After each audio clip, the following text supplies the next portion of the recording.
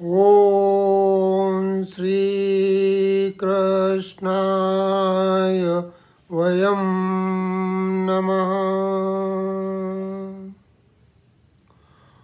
ॐ सहनाववतु सहनो भुनक्तु सह वीर्यं करवावहै तेजस्विना वधीतमस्तु मा विद्विषावहै।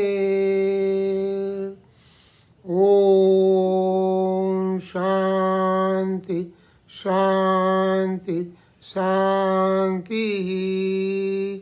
हरि ओम श्री गुरुभ्यो नमः। हरि ओम।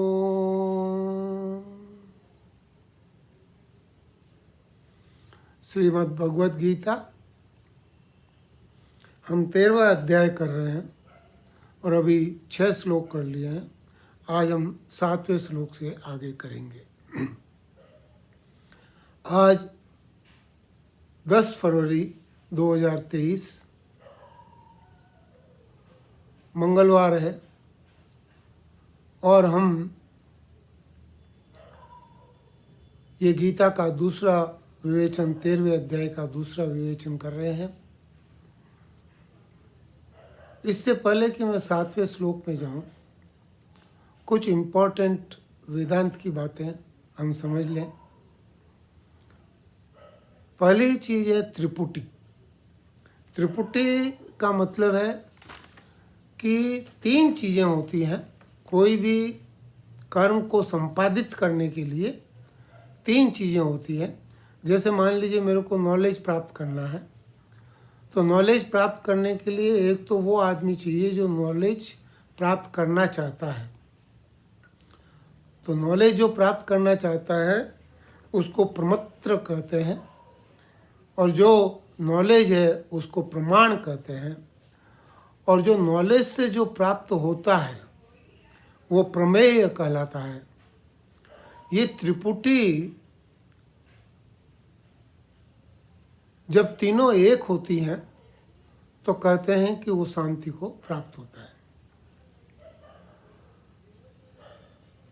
जैसे कि आप देखिए कि एक कोई दृश्य है और एक दृष्टि है और एक कोई देखने वाला है,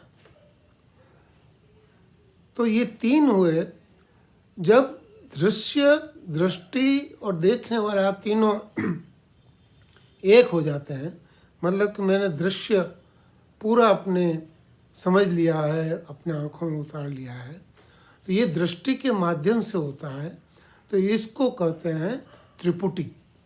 तो त्रिपुटी में ये जो चीज़ है ये हमको समझना है, और ये नोन, नॉलेज, नोअर, प्रमेय, प्रमाण, प्रमत्र, ये जो चीज़ है इसको हमें समझना चाहिए। दूसरी चीज़ है कि ज्ञान। ये ज्ञान क्या है? तो ज्ञान मुख्यतः 2 तरह का होता है। एक शास्त्र ज्ञान होता है और एक विशेष ज्ञान होता है। शास्त्र ज्ञान को शब्द ज्ञान भी बोलते हैं। वेदों में जो भी लिखा गया है वो शब्द ज्ञान है। और विशेष ज्ञान किसी को किसी सब्जेक्ट का नॉलेज हो, डॉक्टर है, इंजीनियर है, या किसी भी पढ़ाई के अंदर किसी को विशेष ज्ञान है, उसको विशेष ज्ञान कहते हैं। विशेष ज्ञान में रिसर्च होती है, बदलता रहता है, लेकिन शास्त्र ज्ञान जो वेदों में लिखा है वो वही है जो वहाँ लिखा हुआ है। ये एक तरह से इसको बोलते हैं अपौरुष्य, क्योंकि इसको कई मुनियों ने बोला है और कईयों के उससे आया है, और इसमें किसी एक का नाम नहीं है, तो इनको वेद कहा गया है और ये भगवान की वाणी है। तो मुनि लोगों ने अपने शांत भाव से जब भगवान से अपना रिश्ता जोड़ा तो वहाँ पर ये वेद प्रकट हुए। तो वेदों को कोई रचना करने वाला नहीं है, वेद प्रकट हुए, और रचना करने वाला है तो परमात्मा है।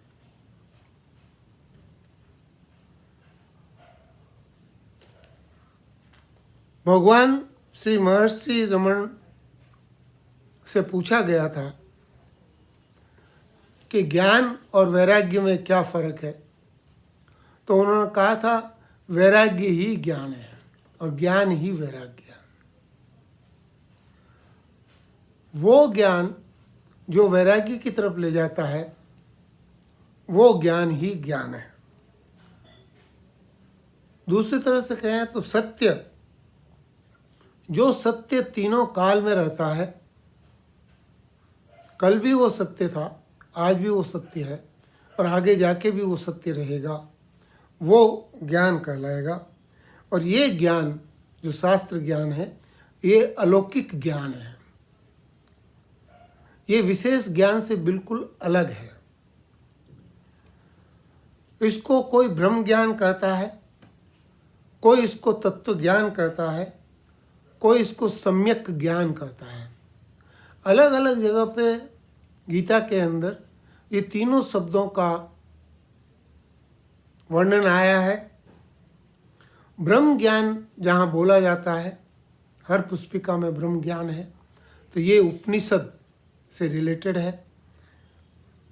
और जहाँ तत्व ज्ञान की बात की है वहाँ बोला एज इट इज, जैसा है वैसा समझना, न कम न ज़्यादा।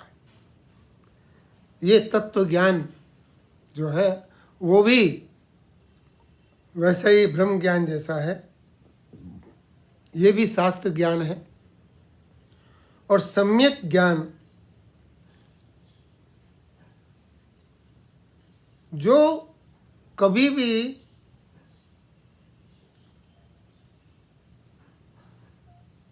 झूठा नहीं हो सकता,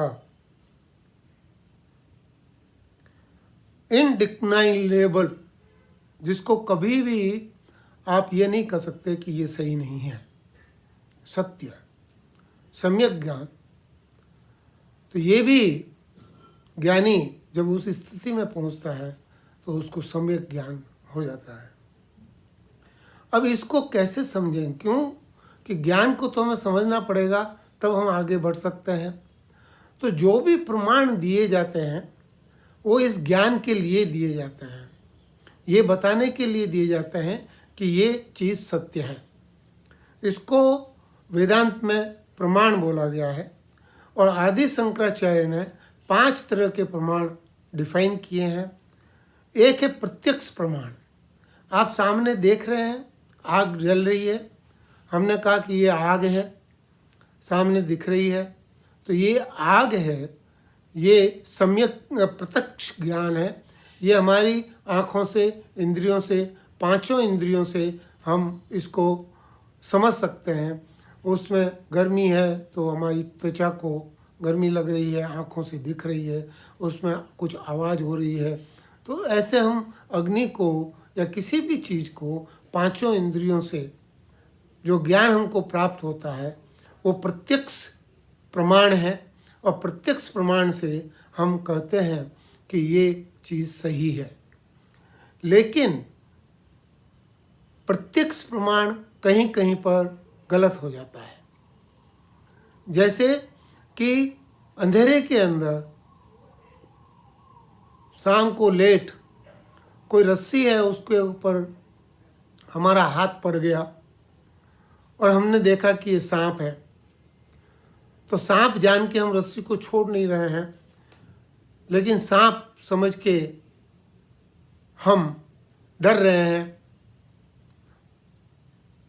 और हेल्प के लिए चिल्ला रहे हैं, कर रहे हैं। वो पसीना पसीना हो रहा है, अंदर से सब भाव वही है जो एक सांप ऐसे काट जाएगा। लेकिन जैसे ही आपकी आवाज़ सुन के किसी ने लाइट जला दी तो आपको पता पड़ा कि ये रस्सी है, तो वो डर एकदम ख़त्म हो जाता है। वो डर कहाँ गया, कहाँ से आया, कहाँ गया? प्रत्यक्ष आपका अनुभव था लेकिन प्रत्यक्ष अनुभव होते हुए भी वो गलत हो गया। तो ये जो चीज़ है, जैसे कि रेगिस्तान के अंदर मरीचिका होती है, आपको पानी दिखाई देता है, आपको परछाई दिखाई देती है, लेकिन पास में जब जाते हैं तो आपको पता पड़ता है कि वहाँ न तो पानी है न कुछ है। तो ये जो दिखाई देता है लेकिन है नहीं, ऐसा जो चीज़ है, इसलिए प्रत्यक्ष प्रमाण भी संपूर्ण नहीं माने जाते हैं। दूसरा है अनुमान। अनुमान लगा सकते हैं। हम धुआं दिख रहा है तो हम कहते हैं कि वहाँ आग लगी है, तो ये धुआं जो दिख रहा है उससे हम आग का अनुमान लगा सकते हैं। ऐसे कई सारी चीज़ें हैं, उनको हम देख सकते हैं, जान सकते हैं, उसका अनुमान लगा सकते हैं, वो भी एक प्रमाण है। उपमा है। उपमा में वो एक जैसी जो चीज़ें होती है कि कोई बोले कि भाई ये गाय है, या किसी ने देखा कि ये चौपाया जानवर निकला, गाय निकली, लेकिन हो सकता है वो हिरण निकला हो, तो गाय जैसा कोई था, तो गाय जैसा कोई था। तो ये जो चीज़ है, ऐसा जो समझता है वो उपमा के माध्यम से हम किसी को बता सकते हैं, किसी का प्रमाण दे सकते हैं, किसी का ये जो चीज़ है। एक अथापत्ति होती है। अथापत्ति कहते हैं कि कोई चीज़ है तो उसका कारण होगा, तो कारण को जान के और हम उसका अनुमान लगा सकते हैं। तो ये जो जैसे कि सांप, शेर के पाँव हैं, शेर के पाँव के निशान देख के हम कह सकते हैं कि ये शेर यहाँ से अभी आधे घंटे पहले निकला था। तो ये जो डाटा कलेक्शन से जो चीज़ आती है उसको प्रमाण कहा गया है। लेकिन ये सारे प्रमाण, ये चारों प्रमाण अधूरे प्रमाण हैं, क्योंकि इसके अंदर हमारा जो मन है वो राग द्वेष, अपना तेरा मेरा, इसके उससे उलझा हुआ ये चीज़ें हैं।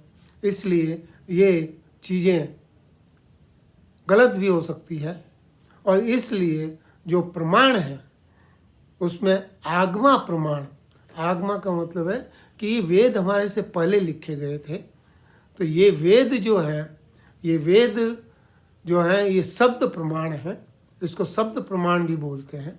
वेदों में जो कुछ लिखा है, ये जो लिखा है वो क्या है कि जैसे आत्मा, परमात्मा, जन्म, पुनर्जन्म, ये सब हमको नहीं पता है, हमको इसका कोई अनुभव नहीं है, लेकिन हम वेदों के माध्यम से इसको जानने की कोशिश करते हैं।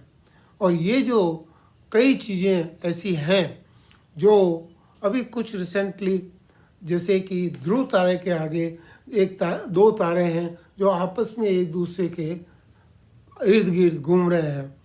ये कभी किसी ने नहीं माना, लेकिन अभी खगोल शास्त्रियों ने बताया कि ऐसा है, और ये हमारे वेदों में बहुत पहले से लिखा गया है। जब ऐसी दूरबीन भी नहीं बनी थी इनको देखने की, तब से ये लिखा गया है। तो ऐसे ही जैसे पहले पृथ्वी को समतल माना जाता था, और कई ऐसे साइंटिस्ट हैं जिनकी ये कहने पर कि पृथ्वी गोल है, उनके मृत्युदंड दे दिया गया। लेकिन हमारे शास्त्र शुरू से जो बहुत पुराने हैं वो शुरू से कहते हैं पृथ्वी गोल है, अंडाकार है। तो ये जो चीज़ है, ये हमारे शास्त्रों में इसका बहुत कुछ उल्लेख है। हमारे शास्त्रों में बहुत सारे ब्रह्मांड के बारे में बहुत सारी बातें की गई है, और ब्रह्मांड है, वनस्पति है, एस्ट्रोलॉजी है, बहुत सारी चीज़ें हैं जिनके बारे में वेदों में बातें की गई हैं, और आखिर में कई लोग कहते हैं कि वो सत्य है। तो ये जो चीज़ है, ये प्रमाण हमारे सनातन धर्म में ये वेदों का प्रमाण अंतिम प्रमाण माना जाता है, और वेदों के प्रमाण को ही सही माना जाता है। अब हम ये दोनों चीज़ समझ के कि एक तो त्रिपुटी होती है और एक हमारे जो प्रमाण हैं, इसमें 5 तरह के प्रमाण होते हैं, और उसमें वेदों का प्रमाण श्रेष्ठ है। तो अब हम इसके बाद में हम आगे 7वां श्लोक देते हैं। अमाने त्वमदम्बे त्वम अहिंसा शान्तिरार्जवम् आचार्योपासनं शोचं स्थैर्यमात्मा विनिग्रह।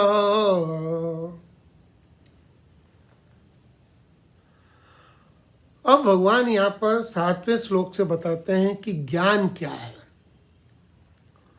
तो यहाँ पर 20 तरह के ज्ञान बताए गए हैं और पहले ही इस श्लोक के अंदर 9 तरह के ज्ञान बता दिए हैं। अमानित्वम, मान को अपना मानना, ये हमारे इसमें अमानित्वम है। तो मान को कभी भी अपना नहीं मानना चाहिए। अपने ऊपर श्रेष्ठता का जो अभिमान होता है वो सबसे बड़ा दुख देता है, और ये जो श्रेष्ठता का अभिमान है ये हमारे में नहीं होना चाहिए। अदम्भित्वम, हमारे अंदर दम्भ भी नहीं होना चाहिए। मैं ये कर लूँगा, मैं ये करूँगा, मेरा ऐसा है, मेरा वैसा है। ऐसा कई लोग कई चीज़ों के लिए दम भरते हैं, और ये अदम्भित्वम, तो ये जो है ये हमारे में नहीं होना चाहिए। अहिंसा, अहिंसा का भी बहुत तरह तरह से बातें हुई हैं। कई लोग इसको मानते हैं। जैन धर्म में विशेष अहिंसा के ऊपर बहुत ज़्यादा जोर है, और हमारे इसमें भी सत्य से पहले अहिंसा को माना गया है। अहिंसा सत्य, तो अहिंसा सबसे पहले आता है। तो ये जो चीज़ है, ये अहिंसा किसी दूसरे प्राणी का, चाहे भले वो मनुष्य हो, चाहे भले कोई दूसरा प्राणी हो, जलचर नभचर या कोई पेड़ पौधा, अब ये सारे के सारे इसमें अहिंसा है। इसको समझना बहुत मुश्किल है। अब देखिए, पूरा आयुर्वेदिक जो हमारा उपचार होता है उसमें क्या करते हैं, जड़ों को काटते हैं, पेड़ के छिलकों को काटते हैं, उनको उबालते हैं। तो ये जो चीज़ें हैं इनसे हम दवाइयाँ बनाते हैं और हम लोगों का उपचार करते हैं।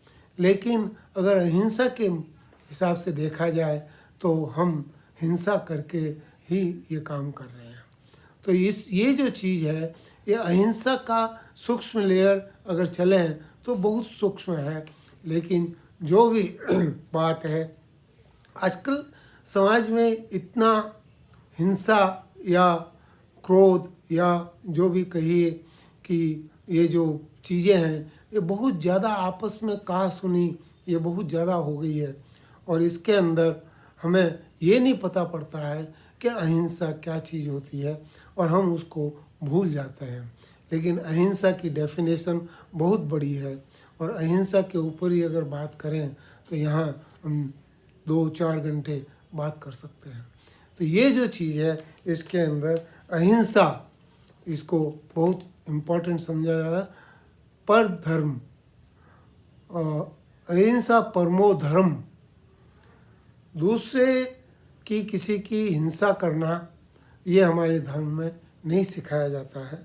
तो ये अहिंसा है। क्षमा, हम कोई हमारे ऊपर अत्याचार करे, कोई कुछ भी करे, कोई कुछ भी बात हो तो हमें उसको क्षमा करना, क्षमाशील होना हमारे इसमें बहुत बड़ा बात बताई गई है। ये सारी चीज़ें जो आप सुन रहे हैं ये प्रैक्टिकल के अंदर हमको अनुभव में, एक्सपीरियंस में देखने को नहीं आती है। लेकिन ये हमारे वेद कहते हैं, ये हमारे शास्त्र कहते हैं, और ये कहते हैं कि इस तरह से आदमी को इस तरह से बनना चाहिए। तो इसलिए ये ज्ञान की श्रेणी में आते हैं। तो यहाँ भगवान ये बता रहे हैं कि ये सब ज्ञान है। आर्जवम, हमारा सरल स्वभाव होना चाहिए हर एक के अंदर। तो सरलता हमारे स्वभाव में होनी चाहिए। आचार्योपासनम, आचार्य के पास आसन लगा के बैठ के आचार्य से हमको सीखना चाहिए। आचार्य सोचम, आंतरिक शुद्धि, बाहरी शुद्धि, ये शुद्धिकरण हमारा हमेशा रहना चाहिए। धैर्य, हमारे में बहुत धीरज होना चाहिए। हमारे चंचल स्वभाव नहीं होना चाहिए। धैर्य, आत्म विनिग्रह, और आत्मा, ये आत्मा की तरफ हमारा ध्यान होना चाहिए। और मन को अपने वश में रखना, आत्म विनिग्रह, मन को हमको बिल्कुल स्थिर रखना चाहिए। तो ये जो है, एक तो चंचलता होती है शरीर से लेके, और विनिग्रह होता है मन और बुद्धि को लेके। तो ये हमारे में ये दोनों ही चीज़ें यहाँ पर बताई है। उसके आगे दूसरा 8वां श्लोक है, इंद्रियार्थेषु वैराग्यम अनहंकार एव च जन्म मृत्यु जरा व्याधि दुख दोषानुदर्शनम। इंद्रियार्थेषु वैराग्यम, इंद्रियों से जो विषय ग्रहण किए जाते हैं उन विषयों से हमारा वैराग्य होना चाहिए। वैराग्य, उनसे डिटैचमेंट होना चाहिए। तो ये जो डिटैचमेंट है, वैराग्य, ये इम्पोर्टेंट है। हम आगे भी इसमें पहले देखा था कि जब 6ठा अध्याय और मन के बारे में बोला था कि मन बहुत चंचल है, तो बोला अभ्यास और वैराग्य से उसको कंट्रोल में लिया जा सकता है। तो वैराग्य के बारे में पहले हमारी बात हुई है। तो यहाँ विषयों से वैराग्य होना चाहिए, अहंकार से मुक्त होना चाहिए। मैंने ऐसा किया, मैं ऐसा करूँगा, मैं ऐसा रह, तो ये जो मैंने जो है ये अहंकार से मुक्त होना चाहिए।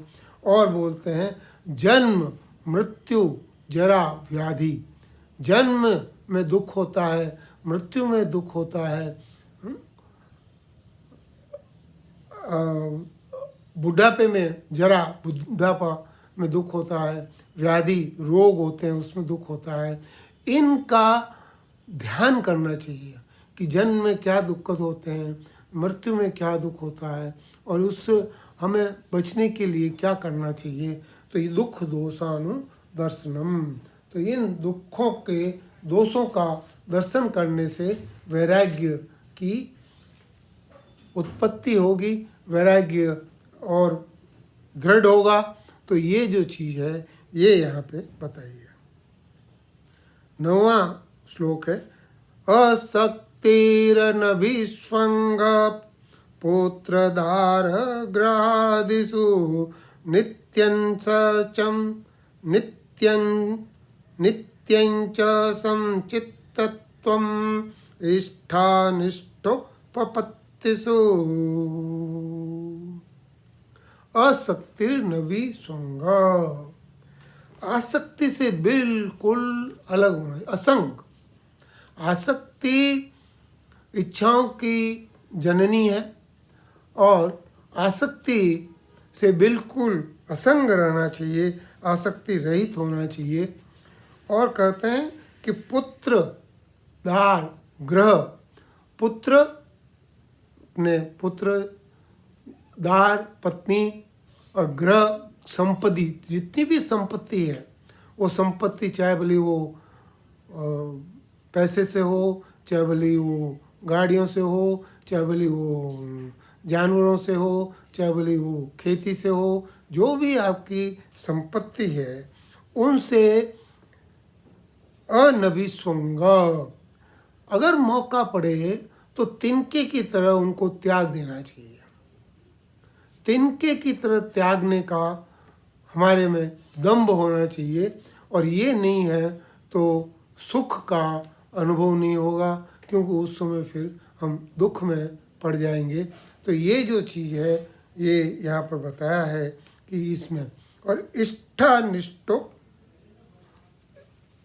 जो अनुकूल परिस्थिति है या प्रतिकूल परिस्थिति है उसमें हमारे चित्त को सम रखना चाहिए। अनुकूल परिस्थिति और प्रतिकूल परिस्थिति से हमें कोई फर्क नहीं पड़ना चाहिए, ये यहाँ पे बता रहे हैं। इष्ठा निष्ठो पपत्तिषु। और 10वां है मयि चानन्य योगेन भक्तिर्व्यभिचारिणी विविक्त देश सेवित्वम अरतिर्जन संसदी। भगवान बोलते हैं मयि चानन्य योगेन, अनन्य योग से मुझे मेरी भक्ति करे। और कैसी भक्ति? अव्यभिचारिणी। व्यभिचार होता है जब कोई दूसरे में इंटरेस्ट रखता है। अगर मान लीजिए कि एक स्त्री है पतिव्रता और वो अगर दूसरे में इंटरेस्ट रखते हैं उसको व्यभिचार बोलते हैं। अव्यभिचार का मतलब भगवान बोलते हैं मेरे अलावा किसी और में कोई भक्ति नहीं रखना, ये अव्यभिचारिणी भक्ति है। भगवान बोलते हैं ऐसी भक्ति होनी चाहिए। ये वेदों में बताया है और गीता में भी कई जगह ये आया है कि ये जो भक्ति है एक मेरी ही भक्ति करे और दूसरी भक्ति दूसरों की भक्ति। क्योंकि वो बोलते हैं कि जो दानवों की भक्ति करता है वो दानवों में जाता है ना। जो पिता पुत्र या अपने उसमें भक्ति करता है वो पितृलोक में जाता है, और जो स्वर्ग की कामना करता है देवताओं की भक्ति करता है वो देवताओं को जाता है, और जो मेरी भक्ति करता है वो मेरे पास आता है। तो ऐसा है यहाँ पर बताया था। तो वो जो आगे बताएंगे 14 श्लोक अध्याय में, तो वो जो चीज़ है वो विविक्त देश सेवित्वम। विविक्त देश सेवित्वम, एकांत जगह में रहने का एक स्वभाव होना चाहिए। विविक्त देश से में एकांत स्थान में रहना, तो उसका हमारा स्वभाव होना चाहिए। और अरतिर जन संसदी, ये जो लोगों में इंटरेस्ट है, जो दूसरे लोग हैं उनमें जो इंटरेस्ट है, जन समुदाय में जो प्रीति है वो प्रीति का नहीं होना। ये प्रीति होने से फिर भगवान के उसमें नहीं लग सकते, इसलिए ये होना चाहिए। और 11वें श्लोक में बोल रहे हैं अध्यात्म ज्ञान नित्यत्वम तत्व ज्ञानार्थ दर्शनम एतज्ज्ञानमिति प्रोक्तम अज्ञानम यत्तोन्यथा। अब बोल रहे हैं कि अध्यात्म ज्ञान में नित्य निरंतर लगा हुआ, अध्यात्म ज्ञान नित्यत्वम। अध्यात्म मतलब कि अपने ऊपर विचार करके और अब मैं कौन हूँ, और इस तरह से जो भगवान की ध्यान और धारणा करता है उसको अध्यात्म ज्ञान बोला गया है। और वो नित्य निरंतर करता है और तत्व ज्ञान से परमात्मा के सब जगह दर्शन करता है, हर जगह। क्योंकि ये जो परमात्मा है वो सब में है, ये आत्मा जो है यही परमात्मा है। तो आत्मा को जो परमात्मा समझता है तो वो जो तत्व ज्ञानार्थ दर्शनम, ये तत्व ज्ञान का जो दर्शन करता है, एतज ज्ञान मिति, भगवान बोलते ये मेरा मत है कि जो इन 20 कही हुई चीज़ों का ध्यान रखता है वो ज्ञान है, और इसके अलावा जो कुछ भी है, इसके विपरीत जो कुछ भी है वो सारा का सारा अज्ञान है। तो यहाँ पर इन 5 श्लोक में 7, 8, 9, 10, 11 में भगवान ने ज्ञान की बात की है, और सबसे पहले देखिए भगवान ने कितने सुंदरता से पहले क्षेत्र के बारे में बताया था, क्षेत्रज्ञ के बारे में थोड़ा सा बताया कि जो इनका जानता है, और बोले कि मेरे को ही क्षेत्रज्ञ समझ, इन सारे क्षेत्रों को जो जानता है और मेरे को ही क्षेत्रज्ञ समझ, इतना ही बताया और क्षेत्र के बारे में डिटेल में बताया। और उसके बाद में भगवान बोलते हैं कि ये ज्ञान है। ये ज्ञान ये क्या है कि परमात्मा कौन है, कि ये जिसमें ये 20 गुण हैं वो परमात्मा है। ऐसा जो ज्ञान है इसको भगवान ने ज्ञान बताया है, और इसके अलावा जो कुछ भी है उसको अज्ञान बताया है। इसके विपरीत जो कुछ है उसको अज्ञान बताया है। अब हम इससे आगे जब चलेंगे तो ज्ञेयम बताएंगे। तो ज्ञान ज्ञेयम, और जो इस ज्ञान को लेने वाला है वो कौन, परिज्ञाता, जो ये त्रिपुटी है। तो त्रिपुटी में भगवान अभी ज्ञान के बारे में बता रहे हैं, आगे जाके ज्ञेय के बारे में बताएंगे, और फिर बोलेंगे कि परिज्ञाता को इसके अंदर क्या करना चाहिए। तो ये जो ज्ञानी लोग हैं उनके लिए ये बताया है, और ये जितनी भी चीज़ें यहाँ पे बताई है ये पहले देखी हुई नहीं है। इसलिए भगवान ने 12वें अध्याय में बता दिया था कि जो देखा हुआ नहीं है उसमें क्लेश अधिक है, जो इसलिए सगुण उपासना सरल है। ये निर्गुण उपासना है। निर्गुण उपासना में भगवान ने ये 20 ज्ञान की बातें बोल दी, जो ज्ञान की बातें ये अनुभव में नहीं आती है, ये एक्सपीरियंस में नहीं आती है, लेकिन जो इस मार्ग पे चलता है वो इसका इम्पोर्टेंस समझता है, और फिर वो इसको धीरे धीरे धीरे समझने लगता है। लेकिन ये बताया कि ये थोड़ा मुश्किल है, ये थोड़ा डिफ़िकल्ट है। तो ये जो है ये ज्ञानी का रास्ता है, और ये यहाँ पर भगवान बता रहे हैं। और हम इस वाणी को यहीं पर विश्राम देते हैं अभी, और अगले उसमें हम ज्ञेय परमात्मा क्या होता है उसके बारे में जानने की कोशिश करेंगे। जय श्री राम।